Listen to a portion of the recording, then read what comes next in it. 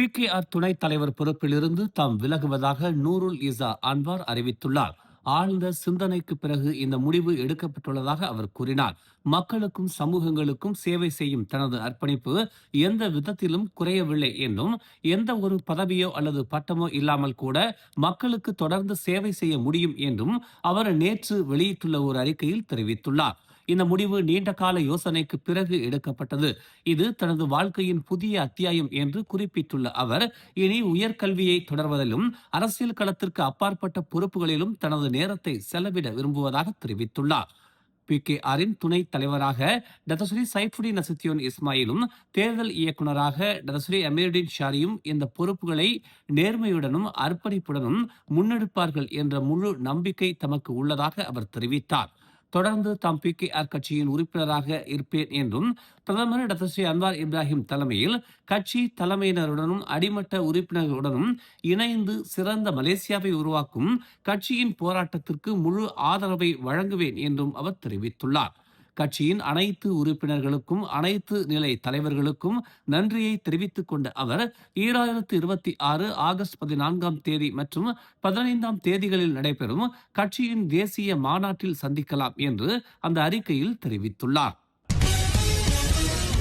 தொகுதி பேச்சுவார்த்தைகளின் போது பெரிகாத்தான் நேஷனலுடன் மோதல் ஏற்படும் அபாயம் இருந்த போதிலும் 2021 மலாக்கா மாநில தேர்தலில் பரிசான் நேஷனல் வென்ற 21 தொகுதிகளை தக்க வைத்துக் கொள்ளும் அதன் திட்டங்களால் பாஸ் கட்சி சற்றும் கலங்கவில்லை என்று தெரிவித்துள்ளது.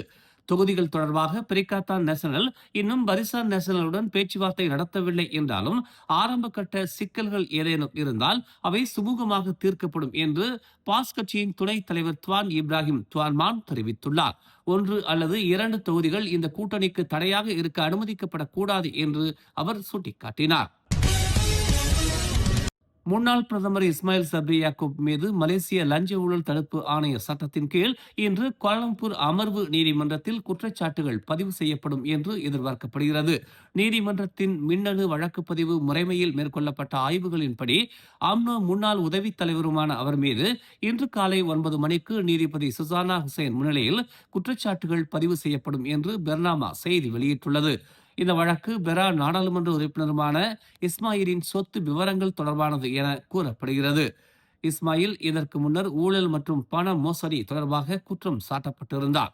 மேலும் கடந்த ஆண்டு மலேசிய லஞ்ச ஊழல் தடுப்பு ஆணையத்தால் பல சுற்று விசாரணைக்காக அழைக்கப்பட்டார் என்பது குறிப்பிடத்தக்கது.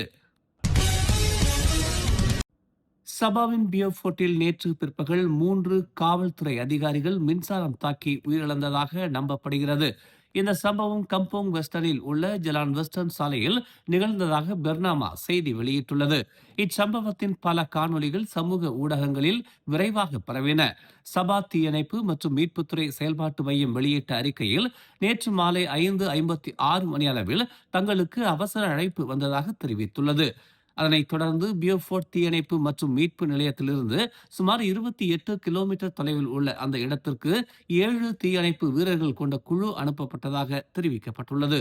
மீட்பு பணிகளை மேற்கொள்ள தீயணைப்பு படை அனுப்பப்படுவதற்கு முன்பு கம்போங் வெஸ்டர்னில் உள்ள ஜலான் வெஸ்டர்ன் சாலையில் 3 பேர் மின்சாரம் தாக்கி உயிரிழந்ததாக ஆரம்ப கட்ட அறிக்கை தெரிவித்தது என்று அந்த அறிக்கையில் தெரிவிக்கப்பட்டுள்ளது.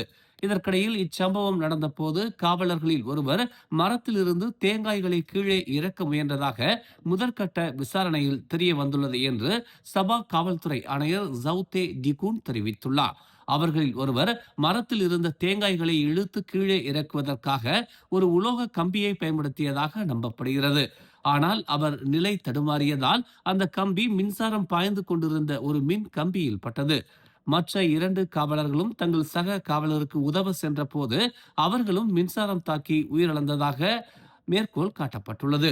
இந்நிலையில் 3 காவலர்களின் உடல்களும் பிரேத பரிசோதனைக்காக பியோஃபோர்ட் மருத்துவமனைக்கு அனுப்பப்பட்டு பின்னர் அவர்களது உறவினர்களிடம் ஒப்படைக்கப்பட்டதாக ஜவுதே கூறினார். நேற்று காப்பாரில் உள்ள ஒரு ரப்பர் தொழிற்சாலையில் நடத்தப்பட்ட ஒருங்கிணைந்த அமலாக்க நடவடிக்கையின் போது ஒரு தொழிற்சாலை ஊழியர் வேலை பெறுவதற்காக தனது நண்பரின் மைக் கார்டை இரவல் வாங்கியதை ஒப்புக்கொண்டுள்ளார். மற்றொரு வெளிநாட்டு ஊழியர் 300 ரிங்கிட் கொடுத்து ஒரு போலி அடையாள அட்டையை வாங்கியதை ஒப்புக்கொண்டுள்ளார். தேசிய பதிவுத்துறை, குடிநுழைவுத்துறை மற்றும் தொழிலாளர் துறையுடன் இணைந்து நடத்திய ஆபரேஷன் கத்தா நடவடிக்கையின் போது இந்த வழக்குகள் வெளிவந்துள்ளன. மாலை 3 மணிக்கு தொடங்கிய இந்த நடவடிக்கையின் போது அமலாக்க அதிகாரிகள் வளாகத்திற்குள் நுழைந்ததும் பல வெளிநாட்டு ஊழியர்கள் பெட்டிகளுக்கும் எந்திரங்களுக்கும் பின்னால் ஒளிந்து கொள்ள முயன்றனர். என்ஆர்டி அமலாக்க பிரிவு இயக்குனர் மசாத் அப்துல் அசீஸ் இந்த நடவடிக்கையின் போது 74 பேர் சோதனையிடப்பட்டதாகவும் அவர்களில் செல்லுபடியாகும் அடையாள அட்டைகளை கொண்ட 24 மலேசியர்களும் அடங்குவதாகவும் தெரிவித்தார். வேலைவாய்ப்பை பெறுவதற்காக போலி மை கார்டு அல்லது பிறருக்கு சொந்தமான அடையாள அட்டைகளை பயன்படுத்தியதாக கூறப்படும் குற்றச்சாட்டின் பேரில் 28 முதல் 55 வயதுக்குட்பட்ட 22 இந்தோனேசியர்கள் கைது செய்யப்பட்டதாக அவர் கூறினார். மேலும் குடியேற்ற சட்டம் 1959 63 கீழ் குடிநுழைவுத்துறை 14 வெளிநாட்டினரையும் தடுத்து வைத்துள்ளதாக மசாத் மேலும் கூறினார். கோலாலம்பூர் கொச்சி விமானம் நடுவானில் பறந்து கொண்டிருந்த போது அதன் அவசர கால வெளியேறும் கதவை திறக்க முயன்றதாக கூறப்படும் நபர் ஒருவர் கைது செய்யப்பட்டுள்ளதாக காவல்துறை தெரிவித்துள்ளது. இதனால் பயணிகள் மத்தியில் பெரும் பீதி ஏற்பட்டது. பாலக்காட்டை பூர்வீகமாக கொண்ட தற்போது ஸ்ரீமூல நகரத்தில் வசித்து வரும் 36 வயது ஜம்ஷீர் அத்தானிக்கல் என அடையாளம் காணப்பட்ட அந்த நபர் புதன்கிழமை இரவு கோலாலம்பூரிலிருந்து கொச்சிக்கு சென்ற பாத்தே ஏர் நிறுவனத்தின் விமானத்தில் பயணித்த போது இச்சம்பவம் நிகழ்ந்ததாக முதல் தகவல் அறிக்கையில் குறிப்பிடப்பட்டுள்ளது. விமானம் பறந்து கொண்டிருந்த போது இரவு 9:30 மணி முதல் 11:05 மணிக்குள் இச்சம்பவம் நிகழ்ந்ததாக முதல் தகவல் அறிக்கையில் கூறப்பட்டுள்ளது. ஜம்ஷீர் தனது காலால் அவசர கால வெளியேறும் கதவின் உட்புற ஜன்னல் பலகையை சேதப்படுத்தியதாகவும் கதவை வலுக்கட்டாயமாக திறக்க முயன்றதாகவும் மேலும் சக பயணிகள் மற்றும் விமான பணியாளர்களை மிரட்டியதாகவும் அதில் குற்றம் சாட்டப்பட்டுள்ளது. சக பயணிகளும் விமான பணியாளர்களும் சரியான நேரத்தில் தலையிட்டு அவரை கட்டுப்படுத்தியதால் ஏற்படவிருந்த ஒரு பெரும் அசம்பாவிதம் தவிர்க்கப்பட்டது.